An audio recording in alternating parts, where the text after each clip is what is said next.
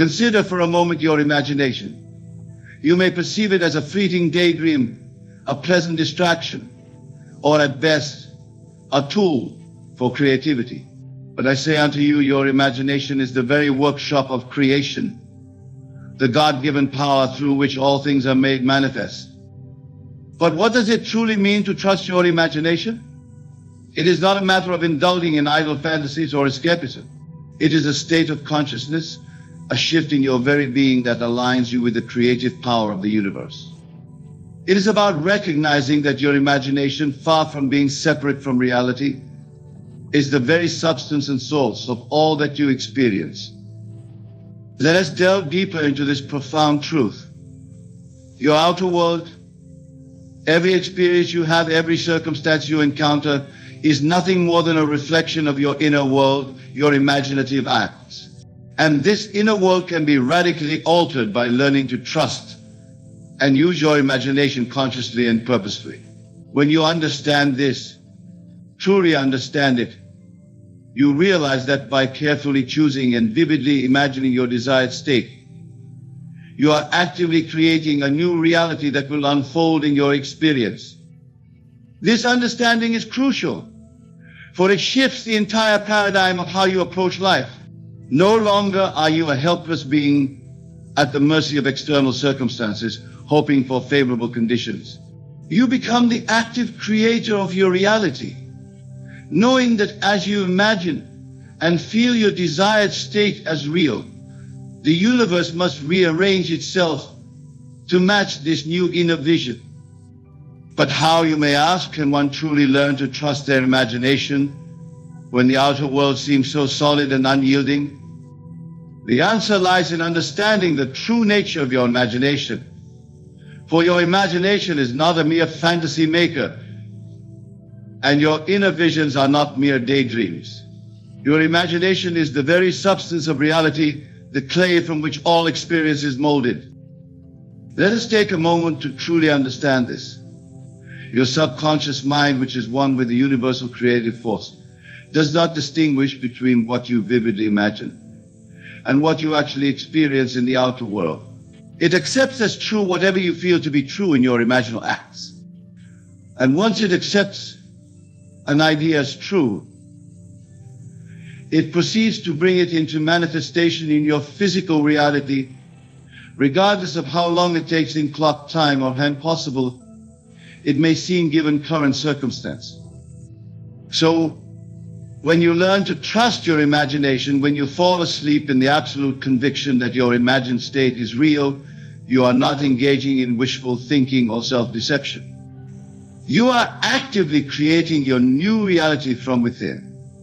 You are aligning yourself with the creative power of the universe, allowing it to work through you and for you to manifest your desires. This, my dear listeners, is the essence of learning to trust your imagination. It is about recognizing that the power to shape your reality lies within you, waiting to be expressed through your conscious imaginal acts.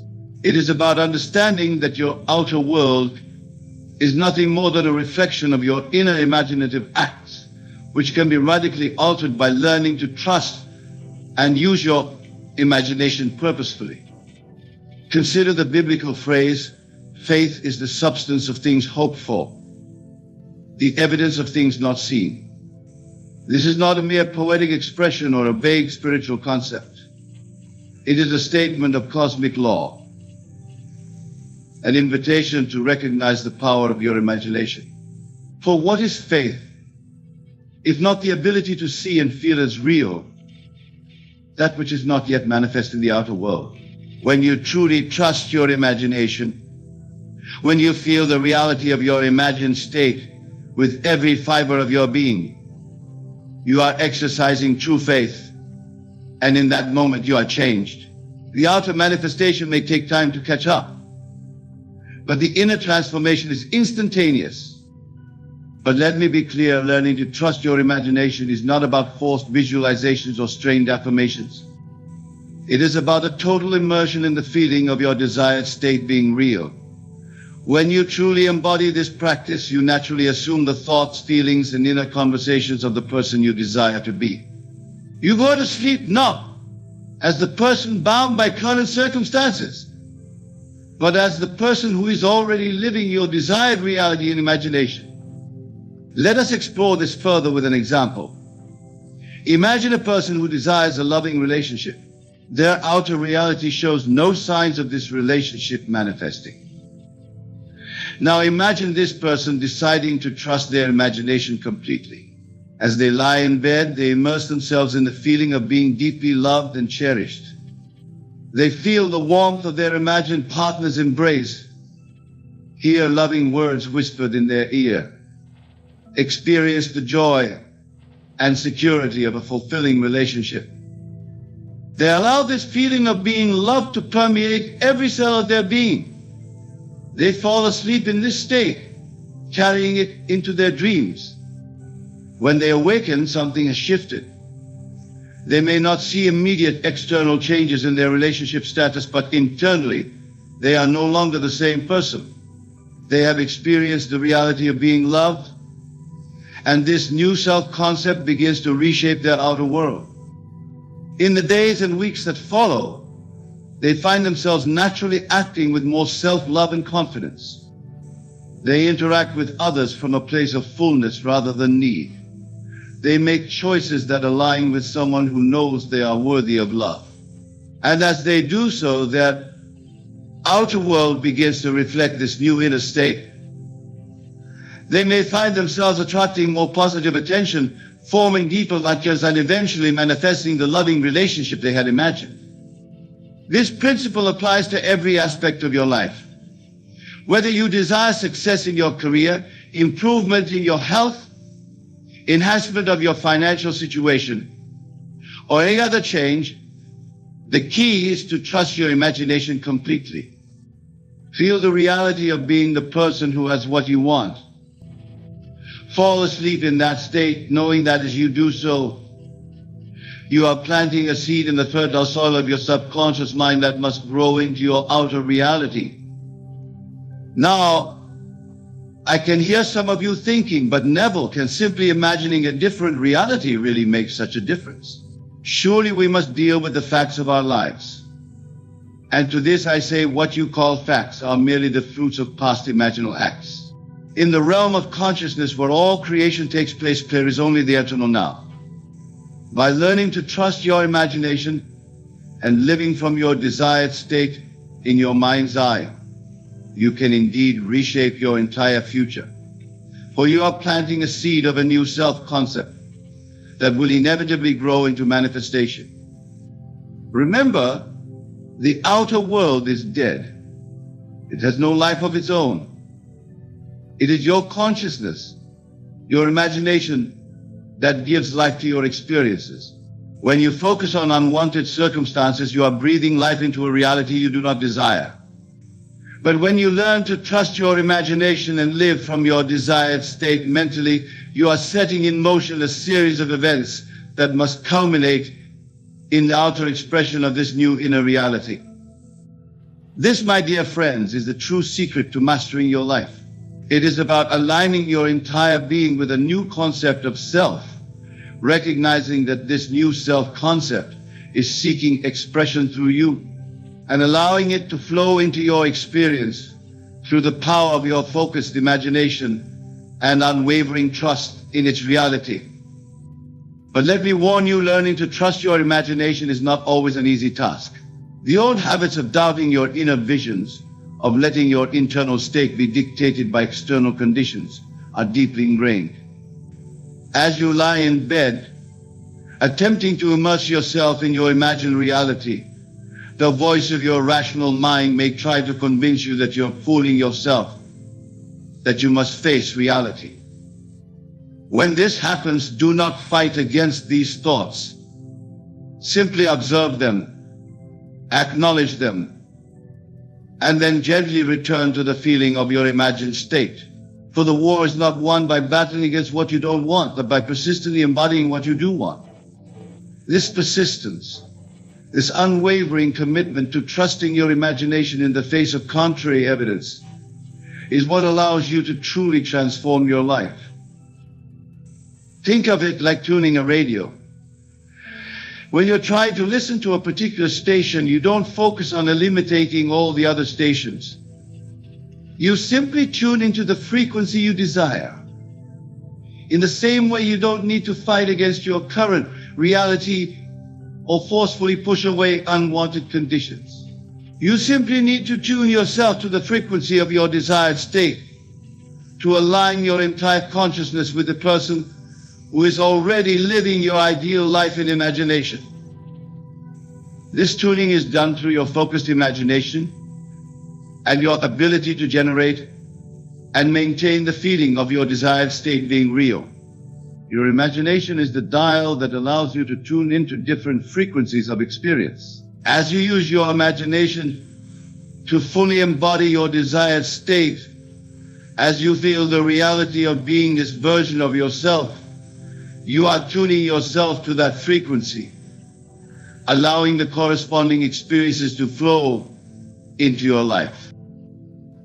But remember, my friends, while the inner transformation can occur in an instant, as you learn to trust your imagination, the full manifestation in your outer world may take time. The seed planted by your imaginal act will grow, but it must go through its natural stages of development. Do not be discouraged if you do not see immediate dramatic changes in your external circumstances. Know that the moment you succeeded in fully embodying your desired state in imagination, change became inevitable. As you persist in maintaining your imagined state in your daily life, you will find that your perception of yourself and your world begins to shift. What once seemed like insurmountable obstacles now appear as opportunities for growth. Challenges become stepping stones to success. You begin to see yourself as the empowered, accomplished being you imagined yourself to be. Now, some of you may be wondering, but Neville, how can I ensure that I maintain my trust in my imagination? How can I prevent falling back into old patterns of thinking and feeling when confronted with unchanged circumstances? And to this I say, the power of your imagination lies not just in the intensity of the experience, but in the knowing it brings. Once you have experienced the reality of your desired state in imagination, you have tasted the truth of your divine nature. This knowing becomes an anchor, a reference point to which you can always return. In the days and weeks that follow, as you begin this practice of trusting your imagination, you may face moments of doubt or challenge when confronted with seemingly unchanged circumstances. In these moments, recall the feeling of your imagined state. Remember the reality of being the person who is already living your ideal life. Let that memory, that knowing guide you back to your desired state of being. For having experienced it once in imagination, you can again sit again and again, each time strengthening your new self-concept. The key is to make your imaginal experience as real and vivid as possible. Engage all your senses. As you lie in bed, preparing for sleep, see yourself as the person who is already living your ideal life. Hear the sounds associated with your success. Feel the textures of your new reality. Smell the sense of your achieved desires. Feel the joy, the satisfaction, the fulfillment of being this version of yourself. Make it so real that your rational mind cannot distinguish between this imaginal act and physical reality. But here's a crucial point, my friends. The goal is not to imagine specific events or circumstances. The goal is to capture and embody the essence of your desired state of being. For it is this state of being that is the true attractor of your experiences. Let me illustrate this with an example. Instead of imagining a specific job offer or a particular sum of money, capture the feeling of being successful and financially abundant. Feel security, the freedom, the joy that comes with this state. See yourself moving through life with the confidence and ease of someone who is truly successful and abundant. By focusing on the state of being rather than specific outcomes, you allow the universe to bring your desires to you in ways that might far exceed your specific imaginings. You open yourself to possibilities beyond what your current mindset can conceive. This is the true power of trusting your imagination. As you practice this, you may find that your outer world begins to shift in subtle ways. Perhaps you start to feel more confident and empowered. Or you find yourself naturally making choices that align with your imagined state. Or opportunities that resonate with your new self-concept seem to appear out of nowhere. These are all signs that your inner transformation, born of trusting your imagination, is creating ripples in your outer reality. Don't discount these small changes. Celebrate them. See them as confirmation that the law is working, that your imagined state is taking root. But don't become attached to them or anxiously look for them.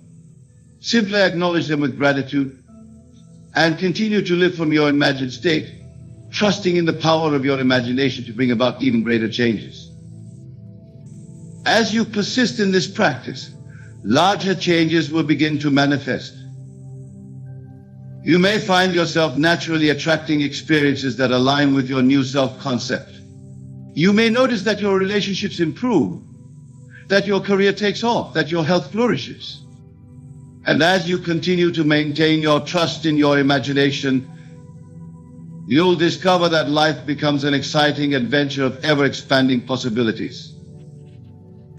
But remember, the outer manifestation is not the ultimate goal. The goal is a state of being from which all desired experiences naturally flow. This is a crucial point, my friends. When you've truly learned to trust your imagination, when you're fully living from your imagined state, you no longer need external conditions to confirm your state. You're already whole, already complete in your knowing that you are the person you've imagined yourself to be. And paradoxically, it's in this state of inner assurance that you're most likely to experience a life that reflects your ideal self-concept. Now, some of you might be thinking, but Neville, what about action? Don't we need to do things in the physical world to bring about change? And to this I say, yes, action is part of the process, but it's inspired action, not anxious doing. When you're living from your imagined state, ideas and opportunities will naturally present themselves to you. You'll feel inspired to take certain actions, to move in certain directions. These actions won't feel like struggle or effort. They'll feel natural, joyful, almost effortless. They will be the natural outgrowth of your new state of being, born from your trust in your imagination. This is the difference between trying to make things happen and allowing them to happen. When you're trying to force change, actions feel stressful, born out of fear and reaction to circumstances. When you're truly embodying your imagined state, actions flow naturally from your aligned state, guided by an inner wisdom that knows exactly how to bring about the manifestation of your desires. Consider the example of a seed growing into a mighty oak tree. The seed doesn't strain to become a tree. It doesn't force itself to grow. It simply unfolds naturally, expressing its innate potential. You, my dear listeners, are no different. When you learn to trust your imagination, you allow your life to unfold naturally and beautifully, expressing the infinite potential that is your birthright. But let me be clear, this state of allowing is not passive. It requires an active use of your imagination, a deliberate and focused embodiment of your desired state.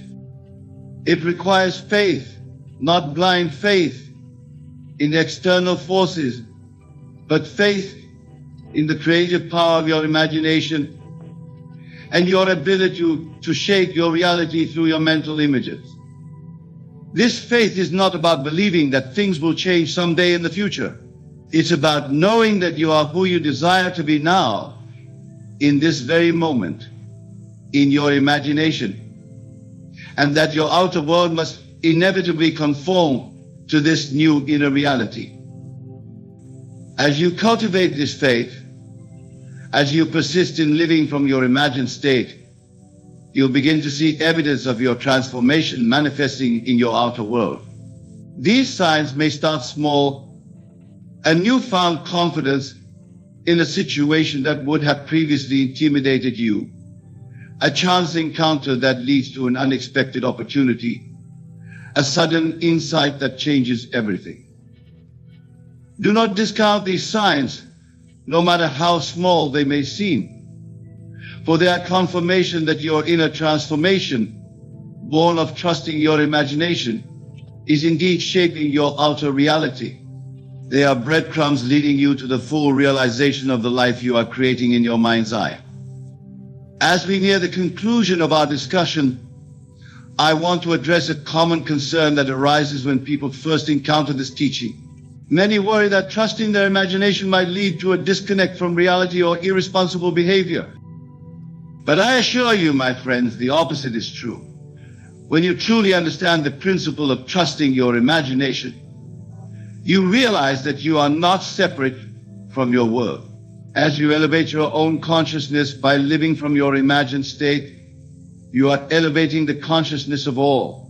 Your personal transformation, far from disconnecting you from reality, actually expands the field of possibilities for all. Moreover, when you are coming from a place of living in your imagined state, you naturally have more to give to others. You become a beacon of possibility, a living example of the power of imagination to reshape reality. Your transformation creates a ripple effect, touching the lives of everyone you encounter with your newfound energy, confidence, and joy. This is the true gift of learning to trust your imagination. It's not just about improving your individual life, although that will happen. It's about aligning yourself with the fundamental nature of the universe, which is boundless potential and perpetual creation. It's about recognizing your own divine nature and allowing it to express itself fully through you. In this state of alignment, of living from your imagined state, you become a channel for the most beautiful expressions of life. Ideas flow to you effortlessly. Opportunities present themselves naturally. The right people and circumstances appear in your life at the perfect time. This is the magic of living from your transformed state of being, born from your unwavering trust in your imagination. But remember, this magic is not something external to you. It's not some cosmic force that you need to appease or manipulate. It is the natural expression of your own consciousness, when it's aligned with the truth of your being. You are the power. You are the magic. You are the one who has transformed yourself through the trust in your imagination. As we draw our time together to a close, I want to leave you with a final thought. The principle we've explored tonight, learn to trust your imagination, is not just a technique for personal development. It's about recognizing your true nature as a divine creative being. It's about aligning your entire being with the fundamental truth of who you are and allowing your grandest expression to flow through you. When you live from this understanding, everything changes. The world becomes a friendly place filled with infinite possibilities. You no longer see yourself as a small, separate being struggling against external forces. Instead, you recognize yourself as the author of your own life story, the creator of your own thriving reality. In this state, there's no need to fear the future or doubt your ability to create the life you desire. For you understand that you are the source of all creation in your experience. Your job is simply to maintain your imagined state, to live from that transformed consciousness, and to allow the universe to allow. So, my dear friends, as you leave here tonight, I urge you to embrace this principle with all your heart. Don't see it as a technique to be applied occasionally, but as a way of life to be lived continuously. Use your mighty imagination to immerse yourself fully in your desired state of being. Feel the naturalness of being the empowered divine being you truly are. Live from this state, persist in this knowing, and watch as your world rearranges itself to match your inner vision. Remember, you are not a limited being struggling to improve. You are the infinite consciousness choosing to experience growth and transformation from this particular vantage point. Your imagination is the tool through which you shape your experience. Use it wisely with the awareness of your true nature and the responsibility that comes with it. Go forth and create the fulfilling, joyous life that is your birthright, knowing that with each imaginal act, each moment of trust in your imagination, you are aligning more fully with the truth of limitless nature. Let us begin with a fundamental truth from Scripture. In John 1:1 we read, "In the beginning was the Word, and the Word was with God, and the Word was God." Now, most people interpret this passage literally, thinking it refers to spoken words. But I tell you this, the word spoken of here is not mere language. It is vibration, it is feeling. It is the very sensation of your desire fulfilled. You see, my dear friends, when you truly understand this principle, you realize that imagination and vibration are one and the same. They are not two separate things, they are the same force expressing itself through different aspects of your consciousness. This is why the Bible tells us by faith we understand that the worlds were framed by the Word of God. This word, this vibration is your own wonderful human imagination in action. Let me share with you a profound secret about vibration and imagination. When you imagine something, you are not merely creating mental pictures. You are generating a specific frequency, a particular vibration that corresponds to your desire fulfilled. This is why feeling is the secret, for feeling is the language of vibration. Consider the story of Moses and the burning bush. When God revealed himself to Moses, he did not appear as words on a page or as mere thoughts in Moses' mind. He appeared as energy, as vibration, as living flame that did not consume. This, my dear friends, is a perfect metaphor for how your imagination works through vibration. You see, when you imagine your desire fulfilled, you are literally setting yourself aflame with the vibration of that state. But like the burning bush, this flame does not consume you, it transforms you. It transmutes your entire being into the frequency of your desire fulfilled. Let me tell you a story that perfectly illustrates this principle. Recently, a lady came to me desiring a new home. She had been using affirmations and positive words for months without success. I told her, stop using words. Instead, feel the vibration of actually living in your desired home.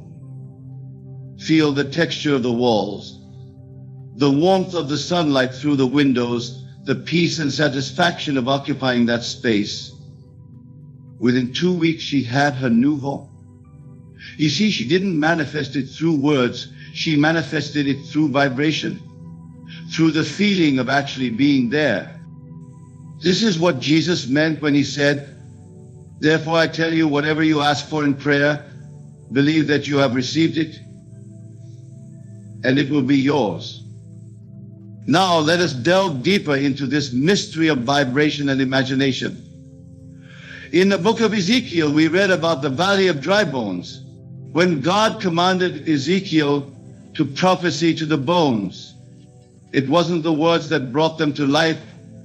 It was the vibration, the energy, the feeling tone of life itself that animated them. This is exactly how your imagination works.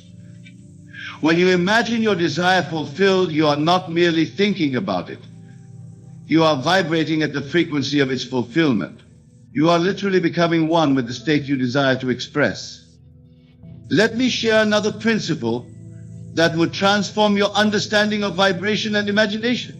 In Scripture we read, "Be still and know that I am God."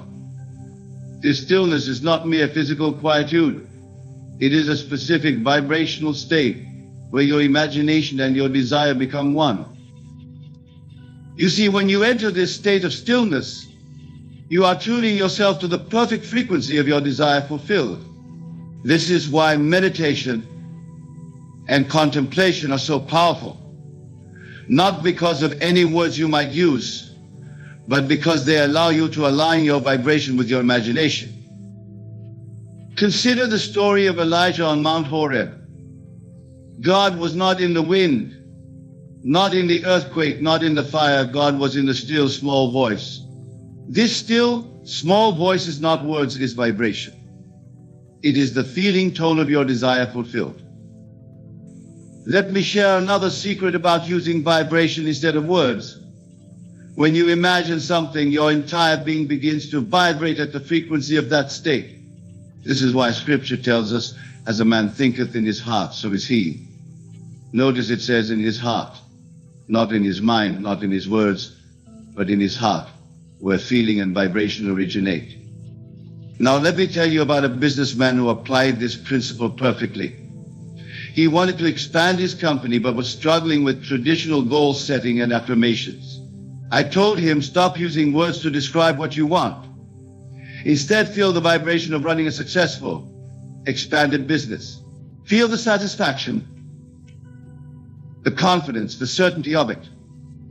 Within months, his business had doubled in size. You see, he didn't achieve this through words or planning. He achieved it by maintaining the vibration of his desire fulfilled. This is what Jesus meant when he said, the kingdom of heaven is within you. The kingdom is not a place or a set of words. It is a vibrational state. Let us explore another aspect of this truth. In the book of Revelation, John speaks of hearing a great voice as of a trumpet. This trumpet is not producing mere sound. It is producing vibration, frequency, energy. This is exactly what your imagination does when it is properly employed. You see, my dear friends, every desire you hold contains within it a specific vibrational frequency. Your job is not to describe this frequency with words, but to feel it, to become one with it, to let it resonate through your entire being. I think of it this way. When you strike a tuning fork, it produces both sound and vibration. The sound is temporary, but the vibration continues long after the sound has faded. Similarly, words are temporary, but vibration, the feeling of your desire fulfilled, continues to resonate and create. Let me share another principle that will revolutionize your understanding of manifestation. When Scripture says, let there be light, it is not referring to physical light, but to illuminated consciousness vibrating at the frequency of desire fulfilled. You see, when you truly understand this, you realize that manifestation is not about using the right words or thinking the right thoughts. It's about achieving and maintaining the right vibrational state, the state of your desire fulfilled. Consider the story of Joshua and the walls of Jericho. The walls didn't fall because of the words the people spoke or the horns they blew. They fell because the vibration of victory was maintained until physical reality had no choice but to conform to it. This is exactly how your imagination works. When you maintain the vibration of your desire fulfilled, when you feel the reality of it with your entire being, the circumstances of your life must rearrange themselves to match that vibration. Let me tell you about a teacher who applied this principle perfectly. She desired to impact more lives through her work, but was stuck using traditional goal-setting methods. I told her, stop thinking about how to reach more people. Instead, feel the vibration of already touching countless lives. Feel the satisfaction, the fulfillment, the joy of it. Within months, she had opportunities to teach internationally. You see, she didn't create these opportunities through words or planning. She created them by maintaining the vibration of her desire fulfilled. Now let us discuss something crucial about this process. Most people try to use their imagination as a tool separate from themselves. But I tell you this, your imagination is not a tool. It is your very self. It is God in action within you.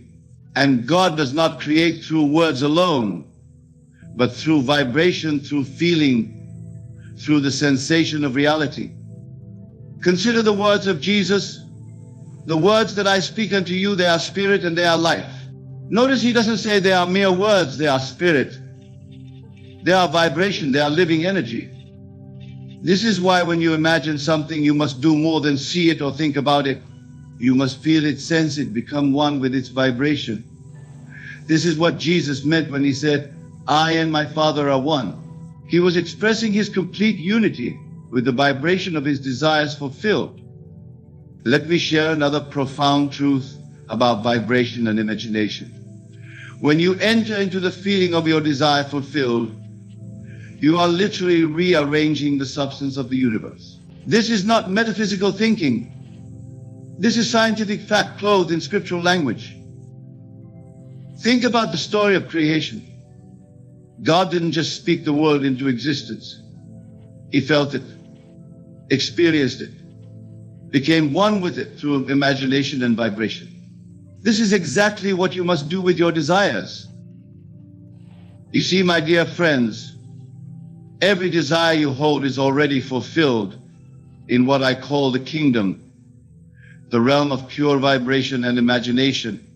Your task is not to create it through words or effort, but to tune yourself to its frequency, to feel its reality, to become one with its vibration. Let me tell you about someone who understood this perfectly. A gentleman came to me wanting to transform his relationships. He had been using affirmations and positive self-talk without success. I told him, stop using words to try to change your relationships. Instead, feel the vibration of having perfect, harmonious relationships. Feel the love, the understanding, the connection. Within weeks, his relationships began to transform. You see, he didn't change them through words or actions. He changed them by maintaining the vibration of his desire fulfilled. Now let us explore another aspect of this truth.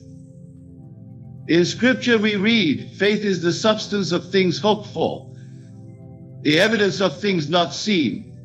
This substance is not words or thoughts, it is vibration. It is the feeling tone of your desire fulfilled. You see, when you have true faith, you don't hope for something to happen in the future, you feel its reality now. You vibrate at the frequency of its fulfillment now. This is what Jesus meant when he said, before Abraham was, I am. Let me share another principle that will transform your understanding of manifestation. Most people think they need to change their circumstances to achieve their desires. But I tell you this, you need only change your vibration, your feeling state, and circumstances will change themselves. Consider the story of Daniel in the lion's den.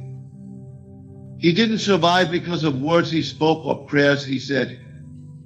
He survived because he maintained the vibration of perfect safety and divine protection. This is exactly how your imagination works when properly employed. You see, when you maintain the vibration of your desire fulfilled, you create what I call a bridge of incidents, a series of apparently unrelated events that lead to the manifestation of your desire. This is why Scripture tells us all things work together for good to them that love God. Let me tell you about an artist who applied this principle perfectly. She wanted to showcase her work in major galleries, but was struggling with traditional networking and promotion. I told her, stop trying to make it happen through words and actions. Instead, feel the vibration of being a successful, recognized artist. Feel the satisfaction, the fulfillment, the reality of it. Within months, she had exhibitions in 3 major galleries. You see, she didn't achieve this through effort or planning. She achieved it by maintaining the vibration of her desire fulfilled. Now let us discuss something crucial about this process of manifestation through vibration. Most people think they need to repeat their desire many times or visualize it frequently. But I tell you this, what you need is not repetition, but intensity of feeling, intensity of vibration. Consider the words of Jesus, whatever you ask for in prayer, believe that you have received it, and it will be yours.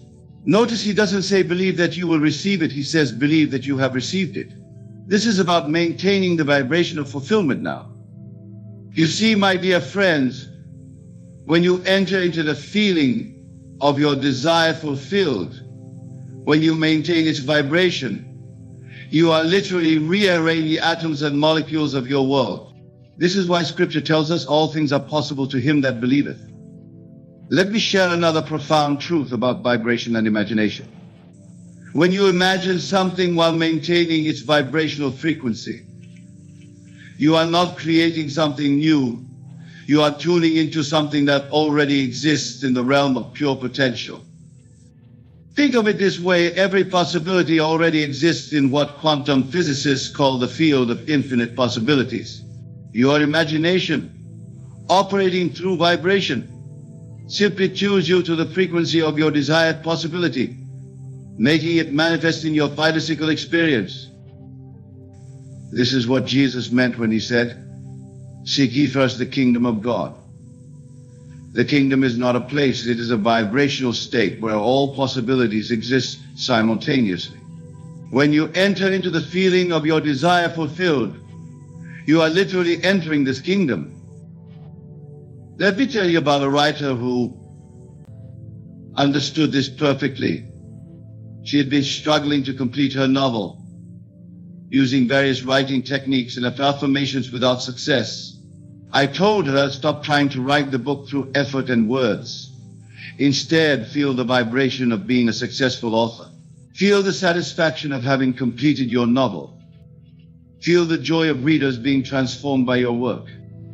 Within 3 months, she had completed her novel and secured a publisher. You see, she didn't achieve this through technique or effort. She acted by maintaining the vibration of her desire fulfilled. Now, as we bring this discussion to a close, I want you to understand something fundamental about vibration and imagination. Your imagination is not separate from the creative force of the universe. It is that creative force individualized as you. When you imagine something while maintaining its vibrational frequency, you are literally God in action. This is why Scripture tells us, "I am that I am." This is not a statement of identity, it is a statement of creative power through vibration and imagination. Remember this, the universe doesn't respond to your words, it responds to your vibrational state. Your imagination doesn't create through language. It creates through feeling, through vibration, through the sensation of reality. The choice is yours. You can continue trying to create through words and effort, or you can step into your divine power and create through vibration and imagination. The difference between these approaches is the difference between seeking and finding. So I tell you this, stop trying to use words to create your reality. Start feeling the vibration of your desire fulfilled. Maintain that feeling regardless of appearances. Trust in the law that shapes all things according to your conscious assumptions. For when you master this, when you truly understand how to create through vibration and imagination, you become more than just a creator of circumstances. You become aware of your true nature as the operant power of the universe itself. This is your birthright. This is your true identity. This is who you really are. Thank you, and good night. Worry is a state of consciousness that stems from a misunderstanding of your true nature. When you worry, you are operating from a limited, finite sense of self. You are identifying with your physical body and your personal history, forgetting the ultimate being that you truly are. But I tell you now, you are not your body. You are not your personal history. You are not even the sum of your thoughts and emotions. You are the awareness in which all these experiences arise. You are the infinite creative power of the universe, expressing itself as a human being. When you truly understand this, worry becomes impossible. For how can the infinite creative power of the universe worry about anything? How can God, which you are, be concerned about solving a problem? Let us delve deeper into this concept. The world you see around you is not the cause of your experience, but the effect. It is the outpicturing of your states of consciousness. Every circumstance in your life, every challenge you face, is a reflection of your inner world. Therefore, when you worry about a problem, you are actually giving power to that problem. You are affirming its reality in your consciousness, and thus in your experience. But when you rest in the knowledge that God, the God within you, will solve it, you are aligning yourself with the creative power of the universe. This is not mere positive thinking or wishful optimism. This is a fundamental law of consciousness. Just as a seed contains within it the pattern of the fully grown plant, your consciousness contains within it the solution to every problem you could ever face. When you say God will solve it, you are not advocating responsibility or passively waiting for some external force to intervene. You are declaring your alignment with the infinite intelligence within you. You are acknowledging that the power that created the universe is fully capable of handling whatever situation you are facing. Now, some of you might be thinking, but Neville, I have real problems. How can I not worry? I understand this concern. The challenges of life can seem overwhelming when viewed from a limited perspective, but I ask you to shift your perspective. Instead of focusing on the problem, focus on the state of consciousness where the problem is already solved. This is what I mean when I say God will solve it. You are moving your attention from the problem to the solution, from the question to the answer. Imagine for a moment that your problem, whatever it may be, is already solved. How would you feel? What would your mental state be? This feeling, this state of consciousness, is the key to allowing God to solve your problem. You see, when you assume the feeling of the wish fulfilled, when you live from the end, you are aligning yourself with the creative power of the universe. You are stepping into the consciousness of the version of you for whom the problem is already solved. This is not pretense or self-deception. This is the active use of your imagination, which is God in action within you. Your imagination is not a separate part of you. It is the very essence of your being. It is the creative power through which all things are possible.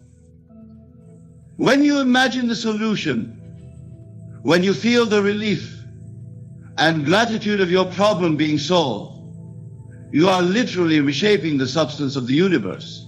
You are setting in motion the forces that will bring about the solution in your physical reality. Now let us address a common misunderstanding about this principle. Some might think that saying God will solve it means doing nothing, simply waiting for a solution to magically appear. But this is not the case at all. When you truly align yourself with the consciousness of the solution, you will be inspired to take what I call the right action. This action will not feel like struggle or effort. It will feel natural, even inevitable. You will find yourself in the right place at the right time, saying the right words, meeting the right people. This is because you are no longer operating from the limited perspective of the problem. You are operating from the expanded consciousness of the solution. Your actions are no longer driven by fear or worry, but by inspiration and inner guidance. Remember, the outer world is dead. It has no power to create or to change. All creation happens first in consciousness. Your job is not to manipulate the outer world, but to change your inner world. As you change within, the outer must conform. Let us now explore the concept of faith in relation to God will solve it.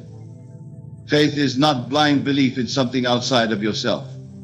Faith is the substance of things hoped for, the evidence of things not seen. It is a knowing beyond physical evidence. When you have true faith that God will solve your problem, you are not hoping for a future event. You are acknowledging a present fact. You are recognizing that in the realm of pure consciousness, where all creation takes place, your problem is already solved. This kind of faith moves mountains. It parts seas. It transforms the very fabric of your reality. For when you have absolute faith that God will solve it, you are aligning yourself with the creative power of the universe. You are becoming one with the solution. Now, some of you might be wondering about the role of time in this process. You might be thinking, when will God solve my problem? But I tell you now, time is an illusion of the physical world. In the realm of consciousness, where all creation takes place, there is no time. Your desire is fulfilled the moment you assume the feeling of the wish fulfilled with conviction. The time it takes for this to appear in your physical reality is determined by your faith and your persistence in the assumed state. So do not concern yourself with when or how God will solve your problem. Your job is to assume the state of the wish fulfilled, to live from the end, to embody the consciousness of the solution. The how and when will take care of themselves. Let us now address the concept of surrender in relation to God will solve it. Surrender is not about giving up or admitting defeat. It is about releasing your attachment to how things should be and trusting in the higher intelligence of the universe. When you truly surrender your problem to God, you are not washing your hands of it. You are acknowledging that the infinite intelligence within you, which created the universe, is fully capable of handling whatever situation you are facing you. This surrender allows you to step out of the limited perspective of the problem and into the expanded consciousness of the solution. It frees you from the burden of trying to figure everything out with your finite mind, allowing the infinite intelligence of the universe to work through you. Remember, worry is a form of negative creation. When you worry, you are using to create what you do not want. But when you surrender your problem to God, saying with conviction, God will solve it, you are using your imagination constructively. You are aligning yourself with the creative power of the universe. Now let us explore the concept of gratitude in relation to God will solve it. Gratitude is not just a polite sentiment. It is a powerful creative force. When you are truly grateful, you are acknowledging the presence of your desire in your life. You are affirming its reality even before it manifests in the physical realm. So as you trust that God will solve your problem, cultivate a deep sense of gratitude. Be thankful not just for what you can see and touch, but for the unseen solution that is even now unfolding in your life. Give thanks for the wisdom that guides you, the love that surrounds you, and the power that resides within you. This gratitude puts you in a state of receptivity. It opens you to receive the solution that God is providing. It aligns you with the abundance of the universe. Practice gratitude not from a place of lack, hoping to receive, but from a place of fullness, knowing you already have. Let us now address the concept. The touch might seem contradictory to what we've discussed about faith and gratitude, but is actually complementary. Detachment doesn't mean not caring about the solution to your problem. It means releasing your anxious attachment to how or when it will manifest. When you're anxiously attached to the outcome, you're actually affirming the presence of the problem. You're saying, I need this solution because I have this problem. This state of consciousness keeps the problem alive in your experience. True detachment comes from the deep knowing that God has already solved your problem in consciousness, and therefore it must manifest in your physical reality. It's a state of calm certainty of knowing the law is at work, even when you can't see the evidence yet. This detachment allows you to truly live in the end. You're not waiting for something to happen. You're simply being who you are, a person for whom the problem is already solved. This state of being is far more powerful than any amount of doing or trying. Now let us discuss the concept of revision. Revision is a powerful tool in allowing God to solve your problems. Each night, before you sleep, review the events of your day, but do not review them as they appear to your senses. Revise them to align with the state of your problem being solved. If you encounter challenges related to your problem during the day, revise them. See them as stepping stones towards the solution. If you had negative thoughts or emotions about your problem, revise them. See yourself responding with faith and confidence, knowing that God is solving it. You are not denying what happened. You are actively reshaping your memory and thus your future. Remember, your memories are not fixed. They are fluid, constantly being reconstructed. By consciously revising your memories, you are literally rereading your past. And as you change your past in your imagination, you change the trajectory of your future. Let us now explore the concept of persistence. Trusting that God will solve your problem is not a one-time event. It is a continuous choice. You must persist in this state of faith and surrender. even when the outer world shows no sign of change.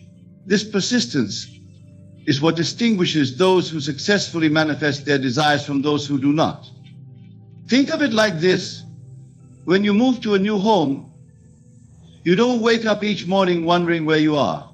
You naturally assume your new surroundings. This is how you must be with your faith that God will solve your problem. It should become your new normal, your new home state. But what if you falter? What if you find yourself slipping back into worry and doubt? Do not despair. Simply acknowledge it and return to your state of faith and surrender.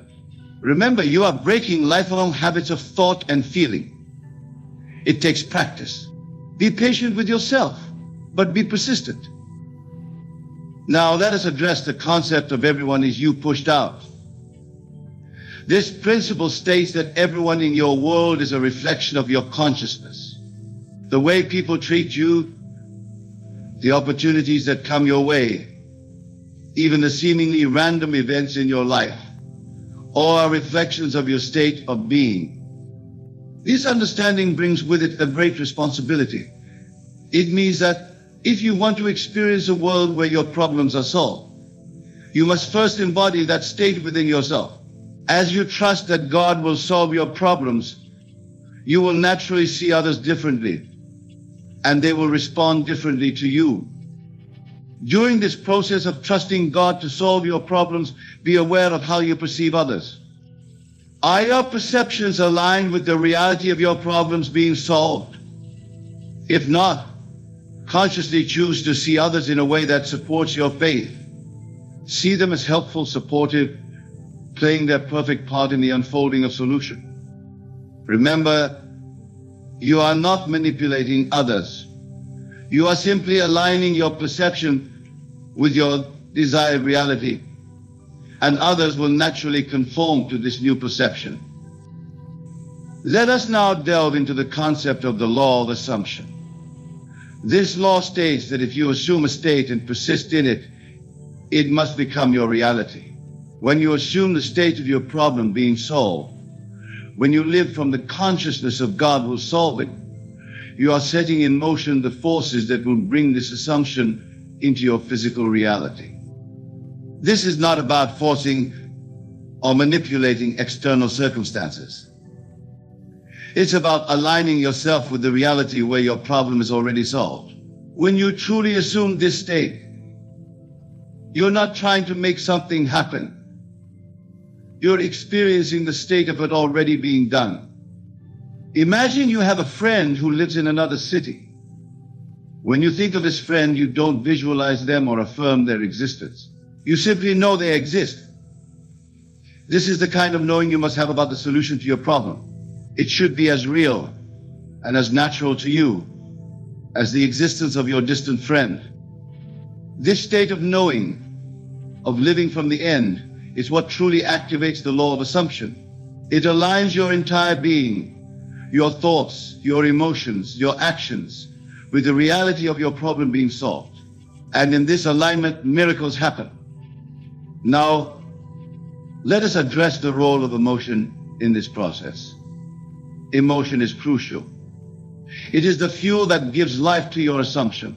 When you assume the state of your problem being solved, you must feel the reality of it. You must experience the relief, the joy, the gratitude of the solution. But here's a key point. These emotions should not be intense or forced. They should be natural, calm, the kind of quiet joy you feel when you think of something you already possess. Remember, you are not trying to convince yourself of something. You are simply acknowledging what is already true in your consciousness. Let us now explore the concept of the Sabbath.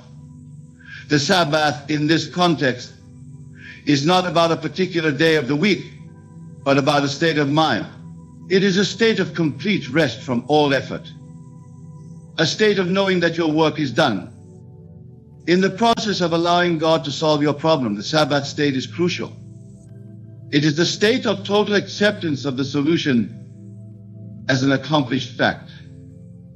In this state, you no longer feel the need to make the solution happen because you know it is already done. Practice entering the Sabbath state.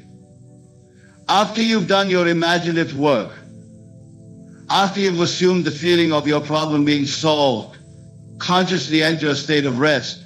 Release all anxiety, all need to make it happen. Know that God is at work, and your only task now is to rest in the certainty of the solution. Now let us address the concept of divine timing. Often, when we're facing a problem, we want an immediate solution. We want God to solve it right now. But remember, in the realm of pure consciousness, there is no time. Your problem is already solved the moment you assume the state of the solution with conviction. The time it takes for the solution to appear in your physical reality is determined by divine timing. This is not about some external force making you wait. It's about the perfect holding of events that will bring about your solution in the most harmonious way. Trust in this divine timing. Know that the solution is already yours in consciousness, and it will manifest in your physical reality at the perfect moment. Your job is not to worry about when or how, but to maintain your faith and live from the end. Let us now explore the concept of your divine nature. When I say God will solve it, I am not referring to an external deity. I am referring to the God within you, the divine creative power that is your very essence. You are not a mere human being having a spiritual experience. You are a spiritual being having a human experience. You are God individualized, the infinite creative power of the universe expressing itself as you. When you truly understand this, you realize that there is no problem too big for you to handle. There is no challenge that God cannot solve because you are that God. The power that created the universe resides within you, and it is fully capable of solving whatever problem you are facing. Now let us address the concept of resistance. When you're facing a problem, it's natural to feel resistance. You want to push against the problem, to fight it, to overcome it. But this resistance often keeps the problem in place. Remember, what you resist persists. When you resist a problem, you are giving it your energy and attention. You are affirming its reality in your consciousness. Instead of resisting your problem, practice acceptance. This doesn't mean you like the problem or want it to continue. It means you accept that in this moment, this is what is. Then from this place of acceptance, you can more easily shift into the consciousness of the solution. Let us now explore the concept of your inner conversations. Your inner conversations, the thoughts you think and the words you speak to yourself, are shaping your reality. When you're constantly thinking and talking about your problem, you're reinforcing its existence in your experience. Start paying attention to your inner conversations. Are they aligned with the state of your problem being solved? Or are they keeping you stuck in the consciousness of the problem? Practice having inner conversations that align with the solution. Speak to yourself as if your problem is already solved. Have imaginary conversations with others where you discuss the wonderful resolution of your situation. These inner conversations are powerful creative forces that shape your reality. Now, let us address the concept of your self-concept. Your self-concept, the way you see yourself, plays a crucial role in allowing God to solve your problems.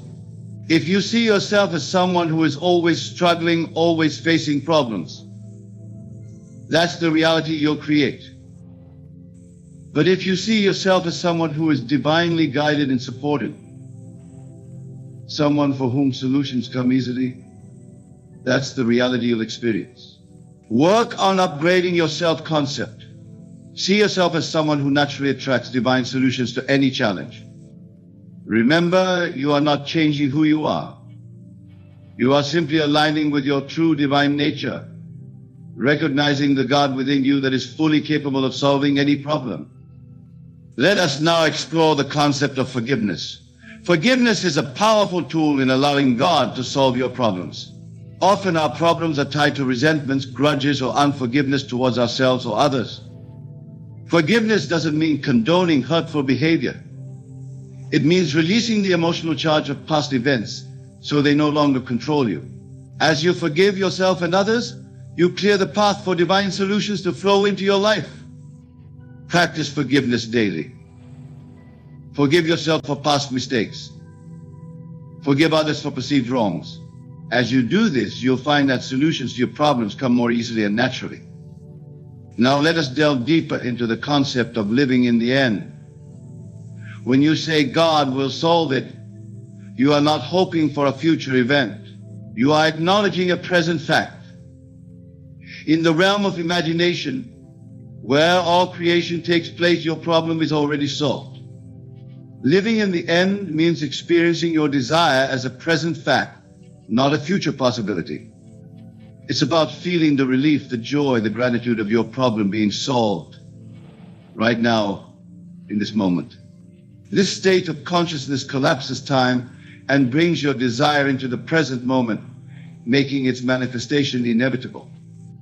Remember, in the realm of imagination, there is no time. Your desire is fulfilled the moment you assume the feeling of its fulfillment with conviction.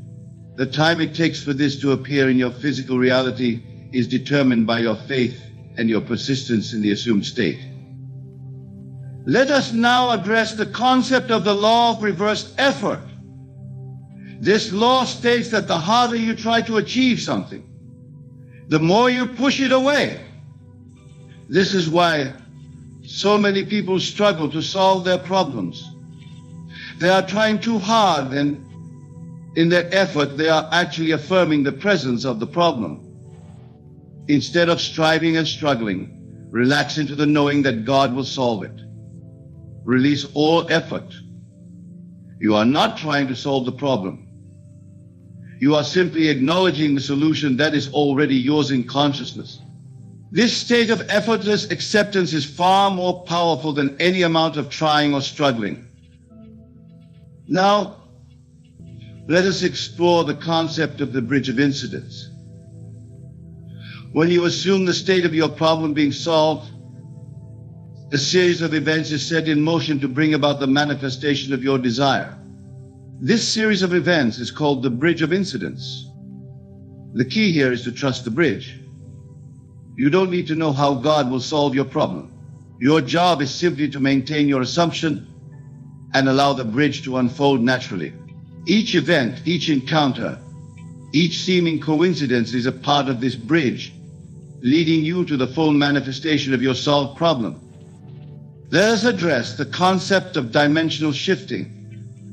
This is the idea that for every possible reality, there is a version of you already experiencing it. Your task in allowing God to solve your problem is not to create something new, but to shift your consciousness to align with the version of you for whom the problem is already solved. Practice thinking from the perspective of the you who has already experienced the solution. How would that version of you think? How would they feel? What decisions would they make? Align yourself with this version of you, and you will naturally shift into the reality where your problem is solved. Now, let us delve into the power of your self-talk. Your self-talk is not just idle chatter in your mind. It's a declaration to the universe. The way you speak to yourself about your problems and their solutions is shaping your reality. Stop paying attention to your self-talk. Are you constantly affirming the presence of your problem? Or are you speaking as if the solution is already yours? Choose your words consciously. Speak as if God has already solved your problem. Use phrases like, I am so grateful that this situation has been resolved, instead of, I hope this problem will be solved. Let us explore the concept of non-resistance once more. Non-resistance doesn't mean being passive or accepting undesirable circumstances. It means not giving your problem any more power through your resistance to it. When you resist a problem, when you fight against it, you are actually energizing it. You are giving it your attention and your emotional energy. Instead, practice non-resistance. Acknowledge the problem without judgment, then shift your attention to the state of the solution. Now let us address the concept of your point of power. Your point of power is always in the present moment. It's not in the past, where the problem might have originated. It's not in the future, where you hope the solution will come. It's right here, right now. In this present moment, you have the power to choose your state of consciousness. You have the power to align yourself with the reality where God has already solved your problem. Use this point of power wisely. Choose thoughts, feelings, and actions that align with the solution, not the problem. Let us delve into the concept of your I am. Your I am is your true self, the God within you. It is the creative power through which all things are possible. When you say I am, you are invoking this creative power. Be very careful with what you attach to your I am. I am struggling with this problem creates a very different reality than I am grateful for the divine solution to this situation. Choose your I am statements wisely, for light are powerful creative forces. Now let us explore the concept of your imagination once more. Your imagination is not mere fantasy or daydreaming. It is God in action within you. It is the creative power through which all things are made. When you use your imagination to experience the solution to your problem, you are literally reshaping the substance of the universe.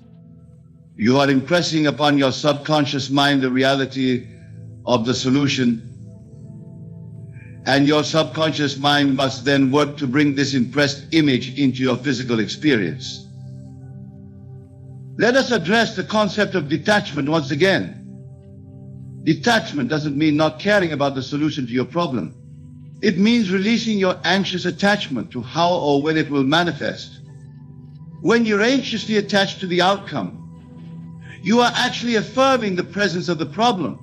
You are saying, I need this solution because I have this problem. This state of consciousness keeps the problem alive in your experience. True detachment comes from the deep, knowing that God has already solved your problem in consciousness, and therefore it must manifest in your physical reality. It's a state of calm certainty of knowing the law is at work, even when you can't see the evidence yet. Now, let us explore the concept of your state of consciousness. Your state of consciousness is the sum total of your thoughts, feelings, and beliefs in any given moment. It is the lens through which you perceive and interact with reality. When you say God will solve it, you are choosing to occupy a state of consciousness where the solution is already a fact. This state of consciousness then shapes your perception and your experience of reality. Remember, you are not trying to change the outer world. You are changing your state of consciousness. And as you do, the outer world must conform to match this new inner state. Let's address the concept of your creative power once more. You are not a powerless being at the mercy of external circumstances. You are a creative being, made in the image and likeness of God. The power that created the universe resides within you. When you say God will solve it, you are acknowledging this creative power within you. You are aligning yourself with the infinite intelligence that orchestrates the cosmos. Trust in this power. Have faith in your ability to create the reality you desire. Now, let us explore the concept of your divine timing once again. Divine timing is not about some external force making you wait for your solution. It's about the perfect unfolding of events that will bring about your solution in the most harmonious way. Trust in this divine timing. Know that the solution is already yours in consciousness, and it will manifest in your physical reality at the perfect moment. Your job is not to worry about when or how, but to maintain your faith and live from the end. Let us address the concept of your inner knowing. Beyond your thoughts, beyond your emotions, there is a deep inner knowing within you. This is the voice of God, the infinite intelligence that knows exactly how to solve your problem. Learn to listen to this inner knowing. It often speaks in subtle ways, a quiet nudge, a sudden inspiration, a feeling of peace. As you trust this inner knowing, you'll find yourself naturally guided towards the solution to your problem. Now, let us explore the concept of your divine nature once more. You are not separate from God. You are an individualized expression of God. The power that created the universe is not outside of you, it is you. When you truly understand this, you realize that there is no problem too big for you to handle. There is no challenge that God cannot solve, because you are that God. The power that created the universe resides within you, and it is fully capable of solving whatever problem you are facing. In conclusion, remember that God will solve it is not a passive statement of hope. It is a powerful declaration of your alignment with the creative forces of the universe. It is an acknowledgement of your true divine nature and your inherent ability to create the reality you desire. Trust in this truth. Have faith in the God within you. Live from the state of your problem being solved, and watch as your outer world reshapes itself to match your inner state. For truly with God, all things are possible. Many of you may think of it as some external force, separate from your daily life. But I tell you now, manifestation is not separate from you, it is you. It is the very essence of your being, the creative power that shapes your entire reality. Imagine, if you will, that your current reality is like a garment you wear. It may feel comfortable, familiar, even inevitable, but I assure you it is no more permanent or real than the clothes on your back. You can change it just as easily as you change your attire. The secret lies in your imagination and your ability to feel the reality of your desire. Now you might be wondering, Neville, how can I manifest quickly? Isn't change a slow process? And therein lies the crux of our discussion today. The speed of manifestation is not determined by external factors, but by the intensity of your belief and the vividness of your imaginal acts. You see, the world you experience is not happening to you. It is happening from you. Every circumstance, every event, every interaction in your life is a reflection of your inner assumptions. These assumptions are like seeds planted in the fertile soil of your subconscious mind. And just as a seed grows into a plant, your assumptions grow into your experienced reality. This is why many people find themselves stuck in patterns of lack, of struggle, of not enoughness. They have unknowingly been planting these seeds in their subconscious mind through years of repetitive thoughts and feelings of limitation. But here's the liberating truth. You have the power to choose what seeds you plant. You have the ability to consciously assume the state of your wish fulfilled, regardless of your current circumstances. This, my friends, is the key to fast manifestation. So how do we begin this process of rapid manifestation? The first step is to clearly define what you wish to manifest. Be specific. Don't simply say, I want more money. Instead, imagine in vivid detail what your life looks like with the exact amount of money you desire. How do you feel? What are you doing? How do you spend your time? The more specific and detailed your vision, the more clearly you communicate with your subconscious mind. Once you have this clear vision, the next step is to assume the feeling of your wish fulfilled. This is crucial. You must feel the reality of your desire now, not in some distant future. Remember, your subconscious mind doesn't understand time. It only understands the present moment. So if you constantly feel that your desire is something in the future, it will always remain in the future. Instead, assume the feeling of your wish fulfilled now. How would you feel if your desire were already realized? Would you feel joyful? Confident? Free? Grateful? Embody these feelings. Live from this state of being. This is not pretending or lying to yourself. This is assuming a new state of consciousness, which is the very essence of fast manifestation. Now, some of you may be thinking, but Neville, how can I feel something that isn't yet true? This is where the power of your imagination comes into play.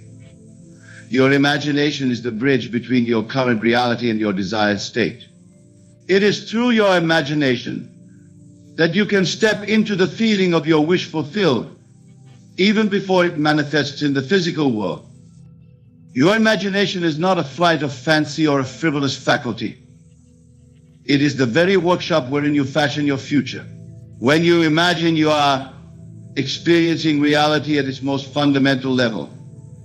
You are engaging with the pure potential of consciousness, shaping it with your attention and your assumption. To use your imagination effectively for fast manifestation, you must first quiet your conscious mind. The chattering of your daily thoughts, your worries, your doubts, these must be silenced. Enter a state of relaxation, a state akin to sleep, but in which you remain consciously aware. In this state, your subconscious mind becomes more receptive to impression. Once in this relaxed state, construct your scene. This scene should be one that implies the fulfillment of your desire. If your desire is for a successful career, you might imagine yourself in your ideal office or receiving congratulations from colleagues.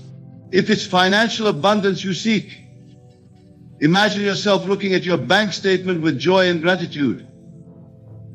The scene itself should be short and simple. It's not about creating an elaborate story, but about capturing a moment that implies your desire is now a fact. This scene is your platform, the stage upon which you will enact the feeling of your wish fulfilled. Now step into this scene. Don't watch it as a spectator, but experience it from the first-person perspective. Be there in that moment. And as you experience it, let the feeling of fulfillment wash over you. Feel the gratitude, the joy, the satisfaction of having your desire realized. This is where many falter in their attempts at fast manifestation. They can see the scene clearly, but they fail to evoke the feeling. Remember, it is the feeling that gives life to your imaginal act. Without feeling, visualization is merely a mental exercise. With feeling, it becomes an act of creation. As you practice this, you may find that the feeling comes more easily with repetition. Each time you return to your scene, the feeling becomes more vivid, more real. This is good. You are strengthening the impression upon your subconscious mind. But here's a crucial point for fast manifestation. Once you have evoked the feeling, once you have impressed it upon your subconscious, you must carry it with you into your waking life. This is where many stumble. They do their visualization exercise, they feel it intensely in the moment, but then they return to their daily life and fall back into old patterns of thought and feeling. To manifest quickly, you must maintain the feeling of your wish fulfilled, even in the face of contradictory evidence. This is where faith comes in. Not blind faith, but faith born of understanding that your outer world is a reflection of your inner state. When you truly grasp this, you will no longer be swayed by appearances. You will know that what you see around you is the effect, not the cause. The cause lies in your consciousness, in your feeling. And as you persist in the feeling of your wish fulfilled, your outer world must reshape itself to match this inner conviction. Now let us address a common challenge in fast manifestation, the apparent contradictions of your senses. As you begin to live in the feeling of your wish fulfilled, you may find that your current circumstances seem to contradict your assumption. Bills may still need to be paid. Problems may still arise. How do you maintain your feeling in the face of these seeming contradictions? This is where the art of ignoring comes into play. To ignore is not to deny the existence of something, but to refrain from giving it your attention and energy. When contradictory evidence appears, acknowledge it briefly. Then immediately return your attention to the feeling of your wish fulfilled. Remember, what you see in your outer world is the result of past assumptions, past feelings. It is like an echo of what you once believed. Your task now is to give more attention, more importance, more reality to your new assumption than to these outdated circumstances. This practice requires mental discipline. It requires you to stand firm in your new assumption even when your senses argue against it. But remember, your senses only show you what has been, not what can be. Your imagination, informed by your feeling, shows you what will be. As you persist in maintaining the feeling of your wish fulfilled, even in the face of contradictory evidence, you will begin to see changes in your outer world. These changes may start small, a fortunate coincidence, an unexpected opportunity, a shift in someone's behavior towards you. Do not dismiss these as mere chance. They are the first fruits of your new assumption taking root. For fast manifestation, it's crucial to recognize and appreciate these small changes. They are confirmations that your imaginal act is working, that your new assumption is reshaping your reality. Acknowledge them with gratitude, for gratitude accelerates the manifestation process. Now let us delve deeper into the nature of feeling in fast manifestation. When I speak of feeling, I am not referring merely to emotions, though emotions play a part. I am speaking of a deeper sense, a knowing and unshakable conviction. It is the difference between saying I want to be wealthy and knowing in the very core of your being I am wealthy. This feeling conviction is not something you can fake or force. It arises naturally when you have successfully impressed your desire upon your subconscious mind. This is why the repeated use of your imagination is so crucial for fast manifestation.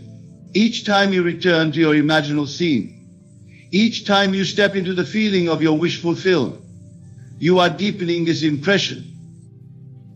Think of it like wearing a groove in a record. The first time you play the record, the needle may skip and jump. But with repeated plays, the groove deepens and the music plays smoothly. Similarly, as you repeat your imaginal act, the feeling becomes more natural, more habitual. It becomes your dominant state. This is the state from which fast manifestation occurs. When you can maintain this feeling conviction throughout your day, when it becomes as natural as breathing, you have mastered the art of conscious creation. Your outer world has no choice but to conform to this inner state. But what of those moments when doubt creeps in? When fear arises, when the old patterns of thought and feeling try to reassert themselves? These moments are inevitable, especially in the beginning of your practice. Do not be discouraged by them. Instead, see them as opportunities to strengthen your new assumption. When doubt arises, do not fight it. Fighting against a thought only gives it more power. Instead, gently but firmly return to your feeling of wish fulfilled. Remind yourself that what you see around you is the past. Your new assumption, your new feeling is creating your future. This brings us to another crucial aspect of fast manifestation, the concept of living in the end. Living in the end means assuming the feeling of your wish fulfilled in your day-to-day life. It's not enough to visualize for a few minutes each day and then return to your old patterns of thought and feeling. You must carry the feeling of your wish fulfilled with you throughout yourself. This doesn't mean you deny your current circumstances. Rather, you acknowledge them briefly, then immediately return to the feeling of your desire fulfilled. You live from the assumption that what you desire is already yours. For example, if your desire is for financial abundance, you would feel the security, freedom, and joy of wealth as you go about your day. When you make purchases, you would feel the ease and confidence of someone who has more than enough. When you interact with others, you would carry yourself with the assurance of a wealthy person. Living in the end requires a shift in your entire way of being. It's not about pretending or play acting. It's about genuinely assuming a new state of consciousness. When you do this effectively, you'll find that your actions naturally align with your assumed state, accelerating the manifestation process. Now let us address the role of action in fast manifestation. Some people mistakenly believe that manifesting means they can simply imagine their desires and then sit back and wait for them to magically appear. this is not the case. Fast manifestation does not negate action. It informs action. When you successfully impress your desire upon your subconscious mind, when you truly feel your wish fulfilled, you will be inspired to take actions that align with this state. These actions will feel natural, even inevitable. They will not be driven by fear or lack, but will flow from your assumed state of fulfillment. This is a crucial distinction. When you take action from a place of lack, trying to get what you desire, you are actually affirming the assumption of not having it. But when you take action from the assumption of already having your desire fulfilled, you open yourself to infinite possibilities for its expression and expansion. So do not neglect action, but ensure that your actions are aligned with and flowing from your assumed state. Let your feeling guide your actions rather than hoping your actions will create the feeling. This alignment of inner state and outer action is key to fast manifestation. Now let us explore the concept of detachment in relation to fast manifestation.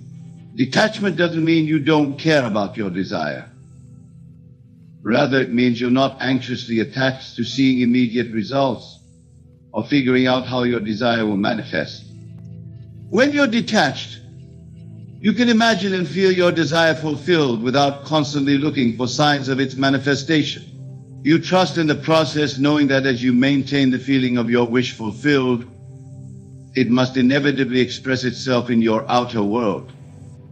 Detachment allows you to live in the present moment while holding your assumed state. It frees you from the anxiety and doubt that can slow down the manifestation process. It allows you to enjoy the journey of manifestation rather than being solely focused on the destination. Practice detachment by reminding yourself that your imaginal act imbued with feeling is the reality. What you see in the outer world is just a shadow, a reflection of past assumptions. As you persist in your new assumption, this shadow must change to match the new reality you're imagining and feeling. Let us now address the importance of gratitude in fast manifestation. Gratitude is not just a pleasant emotion, it is a powerful creative force. When you feel genuinely grateful, you are affirming that you already have what you desire. This aligns perfectly with the principle of living in the end. Begin to cultivate an attitude of gratitude for your desire, even before you see it manifested in your physical reality. Be thankful for it, as if it were already yours. Feel appreciation for the abundance that surrounds you in all forms, the air you breathe, the sun that shines, the food you eat. As you practice gratitude, you are assuming the state of someone who has their desire fulfilled. This assumption, persistently held, must manifest in your outer world as the realization of your desire. Now let us explore the power of revision in fast manifestation. Revision is not merely about changing your memories or rewriting your past. It is about recognizing that the past only exists in your mind, and therefore it can be changed in your mind. At the end of each day, take a few moments to review the events of your day. If there were any events that were not to your liking, revise them in your imagination.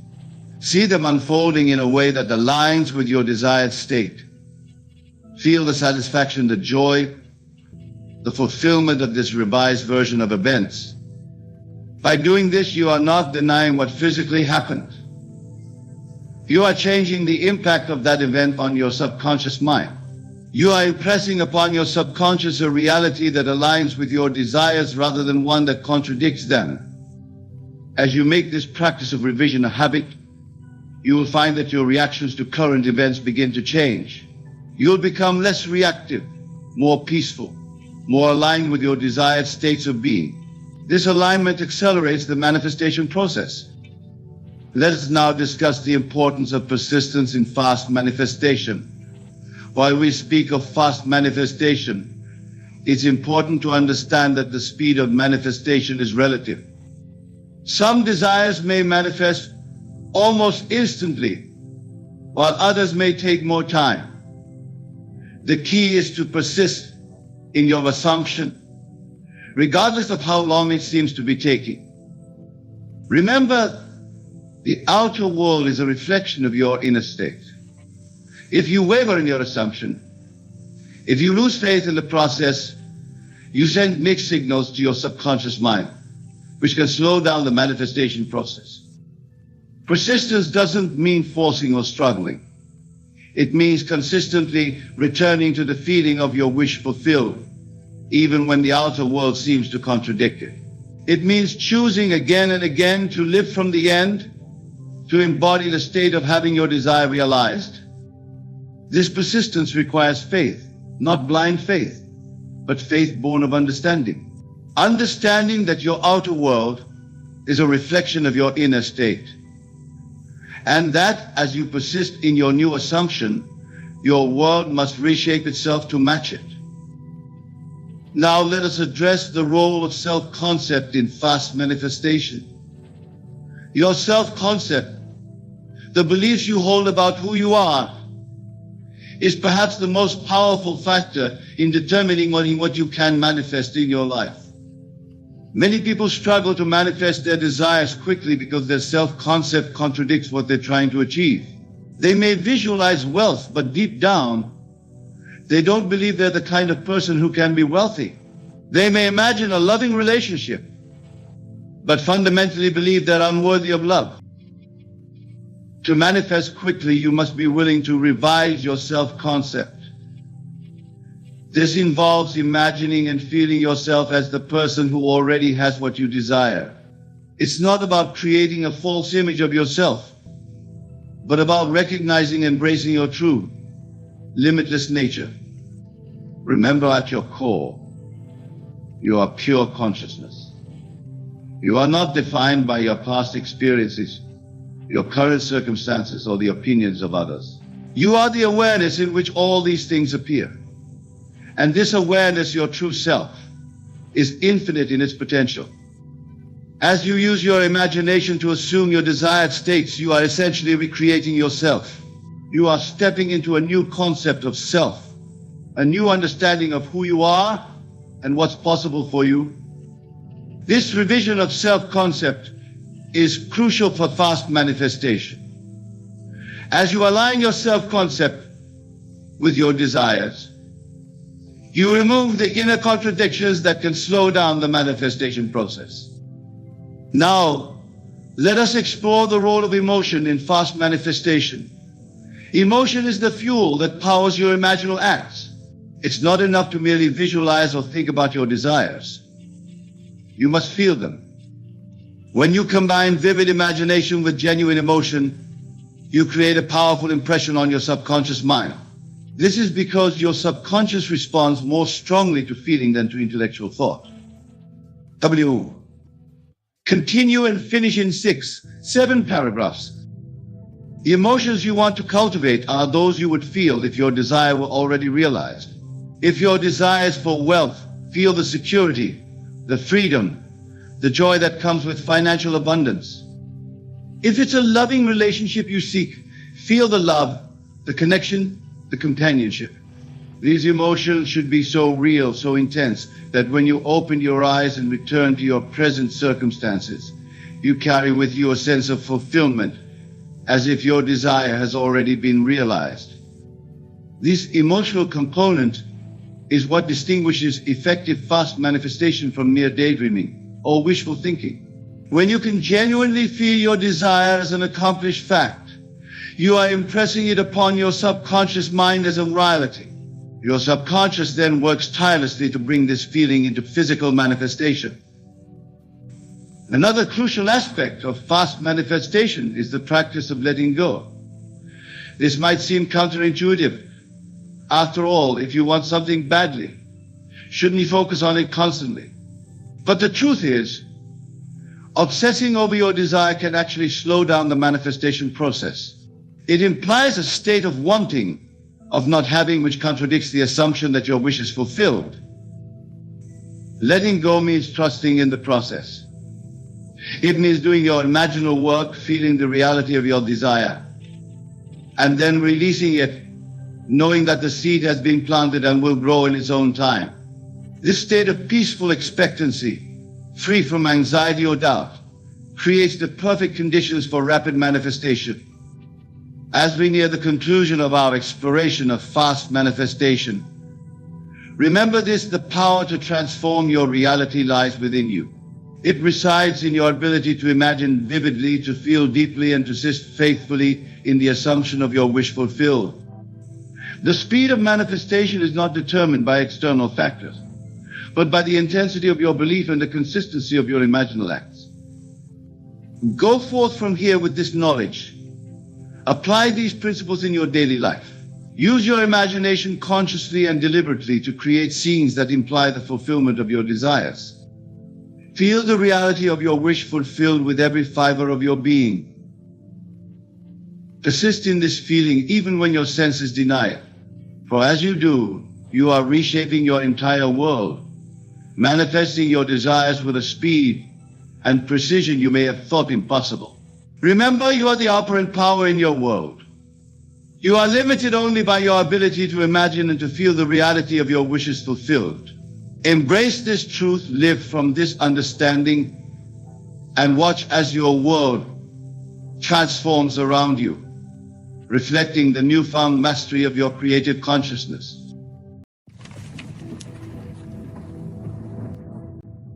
Imagine, if you will, that your imagination is not just a fleeting fancy, but the very workshop of God.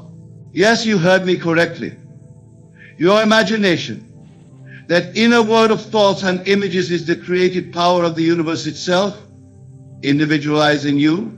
This is not hyperbole, my friends, but the fundamental truth of existence. In the next hour, you have the power to completely revolutionize your life. How, you may ask? By understanding and applying the law of assumption. This law states that your outer world is nothing more than a reflection of your inner assumptions. What you believe to be true, what you accept as real in your imagination, must and will manifest in your physical reality. Now let us delve deeper into this concept. Your conscious mind may rebel against this idea, citing past experiences, current circumstances, or logical arguments as to why this cannot be true. But I tell you with absolute certainty that your subconscious mind knows no limits. It does not argue, it does not question, it simply accepts and manifests. Think of your desire, that which you wish to experience in your life. It matters not whether it is wealth, love, health, or success. Whatever it may be, know this: it already exists in the infinite realm of possibility. Your task in this crucial hour is to bring it into your experience through the power of assumption. But how does one assume? It is simpler than you might think. Yet it requires a shift in consciousness that many find challenging at first. To assume a state, you must think from it, not of it. Let me explain the distinction, for it is vital to your success. When you think of a desire, you acknowledge its absence in your life. You see it as something separate from you, something to be attained. But when you think from a desire fulfilled, you embody the state of its realization. You live, move, and have your being as if it were already a fact in your world. Consider a man who desires financial abundance.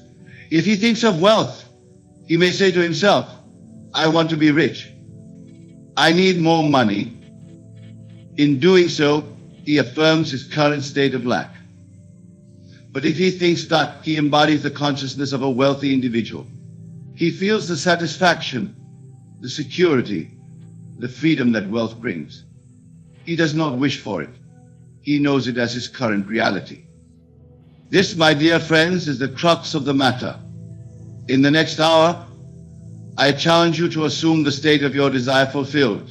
Feel it, live it, breathe it, as if it were already yours. For in truth it is in the realm of imagination, which is the very substance of reality. Now some of you may be thinking, but Neville, how can I feel something that isn't yet true? And to this I say, your physical senses show you only a shadow of reality. The true substance of things is not in their physical form, but in the consciousness that gives rise to them. Remember the words of Scripture. Faith is the substance of things hoped for, the evidence of things not seen. Your faith, your assumption, is the very substance of your desire. It is the evidence that precedes physical manifestation. In this next hour, I urge you to enter the silence of your own being. Close your eyes to the world of shadows and open your inner eye to the reality of your imagination. See yourself as you wish to be. Feel the joy, the satisfaction, the fulfillment of your desire realized. Do not concern yourself with the how or the when. These belong to the realm of manifestation, which follows the law unfailingly. Your part is to assume the feeling of the wish fulfilled, to live in the end as if it were already accomplished. Let me share with you a technique that you can use in this transformative hour. It is called the pruning shears of revision. Just as a gardener prunes a tree to promote healthy growth, you can revise your day, your week, or even your entire life to align with your desired reality. Here's how it works. Before you sleep tonight, review the events of your day. But instead of accepting them as they appear to your physical senses, revise them in your imagination to match your desire. If you had an unpleasant interaction, reimagine it as harmonious. If you faced a financial setback, see it as an unexpected windfall. This is not denial or escapism. It is the highest form of creativity, for you are literally rewriting the script of your life. Remember, your subconscious mind does not distinguish between what you vividly imagine and what you actually experience in the physical world. As you engage in this practice, you may find that doubts arise. Your rational mind may interject with reasons why your desire cannot be fulfilled. Do not fight these thoughts, for what you resist persists. Instead, gently return to the feeling of your wish fulfilled. Let the peace and satisfaction of that state wash over you, dissolving all doubts and fears. In this 1 hour, you have the power to set in motion forces that will reshape your entire existence. But understand this, the law of assumption is not a one-time event. It is a way of life, a continuous state of being. You must persist in your assumption until it hardens into fact. Think of it as planting a seed. You do not dig it up every day to check its progress. You water it, you provide the right conditions, and you trust in the natural process of growth. Similarly, once you have planted the seed of your desire in the fertile soil of your subconscious mind, you must nurture it with consistent assumption and unwavering faith. Now let me address a common misconception. Some believe that this teaching encourages passivity, that by simply imagining, one need not take action in the physical world. Nothing could be further from the truth. Action will follow naturally from your changed consciousness, but it will be inspired action led by an inner knowing rather than the frantic doing that stems from a sense of lack or fear. As you assume the state your wish fulfilled, you will find that opportunities present themselves, doors open that were previously closed, and synchronicities occur that seem almost miraculous. This is the law in action, rearranging the circumstances of your life to match your inner assumption. But remember, the outer world may not change instantly. There is often a time lag between your inner assumption and its outer manifestation. This is what I call the interval of time. During this period, you must hold fast to your assumption, regardless of appearances. This is where many falter. They assume the state of their desire, but when they do not see immediate results, they revert to their old patterns of thinking. But I tell you, the law is infallible. What you persist in assuming must manifest. It is not a question of if, but when. In this transformative hour, I urge you to be bold in your imagining. Do not limit yourself based on what seems probable or possible. according to your current circumstances. Remember, you are not bound by your past or by the opinions of others. You are bound only by your own assumptions. Dare to assume greatness for yourself. Dare to imagine a life so wonderful, so fulfilling, that it takes your breath away. For you are not a mere mortal struggling in a world of chance and circumstance. You are a divine being endowed with the creative power of the universe itself. As we near the end of this crucial hour, I want you to understand the profound responsibility that comes with this knowledge. For if your imagination creates reality, then you are the author of your life story. Every experience, every relationship, every circumstance in your world is a reflection of your inner assumptions. This may seem a heavy burden at first, but in truth it is the key to your liberation. For if you have created your current reality through your assumptions, then you have the power to create anew. You are not a victim of circumstances, but the master of your fate. In the remaining minutes of this hour, I invite you to make a decision.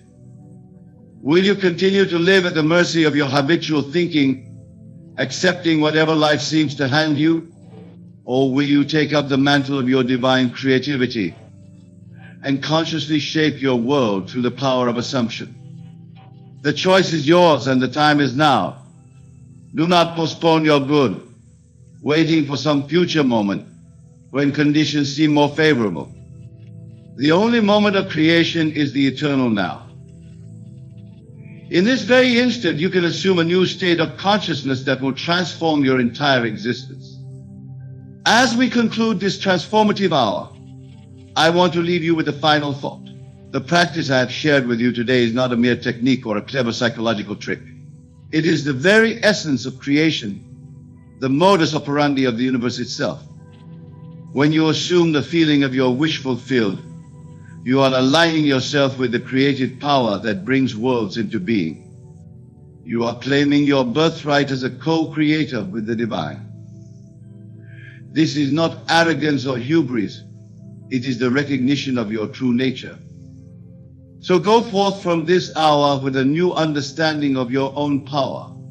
Let every thought, every feeling, every inner conversation be a conscious act of creation.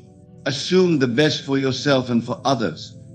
For as you lift yourself to higher levels of consciousness, you lift the entire world with you. Remember, the law is absolute. What you assume, you become.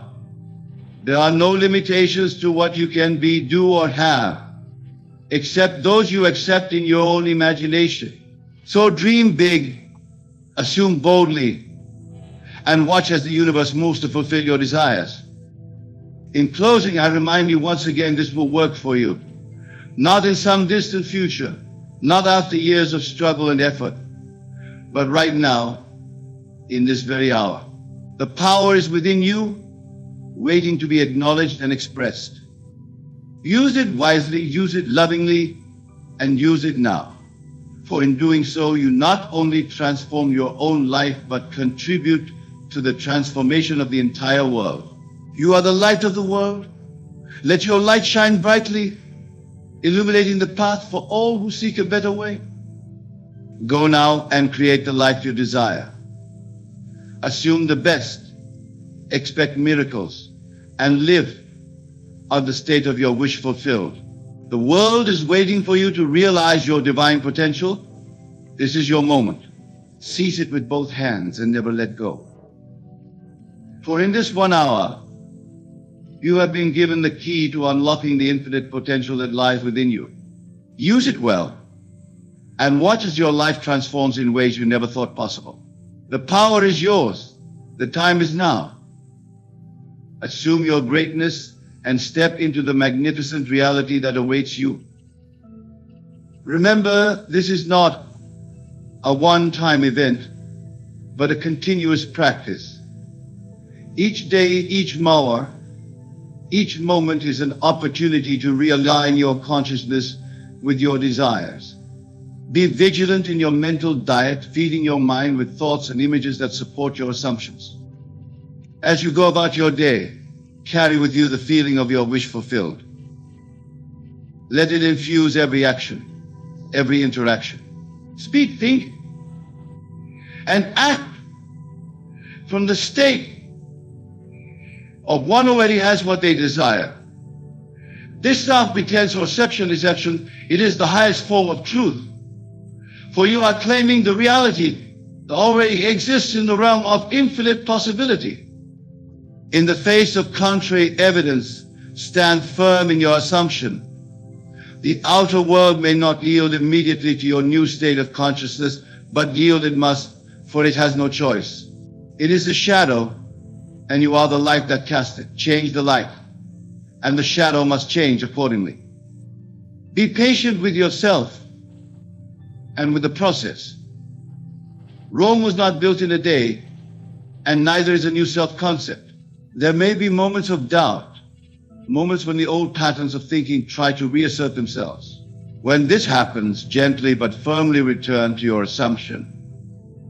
Remember, what you persist in assuming persists in manifesting. As you continue this practice, you will find that your entire perception of reality begins to shift. What once seemed impossible becomes probable, and what was probable becomes certain. You will start to see opportunities where before you saw only obstacles. You will attract people and circumstances that align with your new state of being. This is the law of attraction in action. But understand that you are not attracting things to you from the outside. Rather, you are awakening to the reality that already exists within you. The outer world is merely conforming to your inner assumptions. In this light, consider every experience in your life as a gift, a reflection of your consciousness to be embraced and, if necessary, revised. Even seeming setbacks or challenges are opportunities for growth and realignment.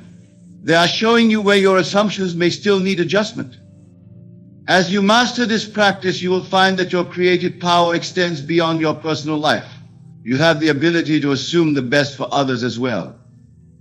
See your loved ones as they wish to be seen. Assume the best for your community, your nation, your world. For as you lift your own consciousness, you contribute to the elevation of collective consciousness. Remember, you are not separate from the world around you. You are an integral part of it, a unique expression of the divine creative power.